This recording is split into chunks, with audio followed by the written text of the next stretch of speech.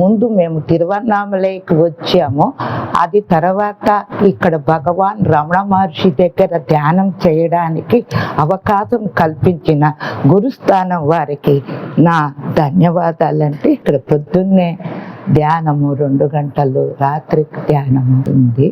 మేము ప్రతిరోజు కూడా ధ్యానం చేసుకుని టిఫిన్ తిని ఆ రమణాశ్రమంలో అక్కడ ధ్యానం చేసుకుని గురుస్థానం దగ్గర స్కందాశ్రమంలో కూడా చేశాము.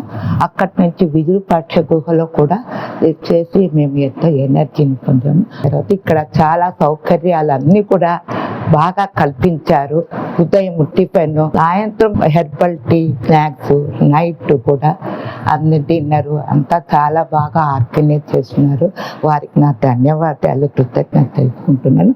నా చిన్నప్పుడు నేను ప్రాథమికంగా అంతా ప్రాపంచిక స్కూల్కి వెళ్ళినట్లు ఇక్కడి నుంచి ఆశ్రమానికి వెళ్ళడము, మరి తిరిగి ఇంటికి రావడం అంటే ఈ గురుస్థానానికి రావడము మరి ఒక్కసారి నా చిన్న జీవితాన్ని గుర్తుకు తెచ్చింది.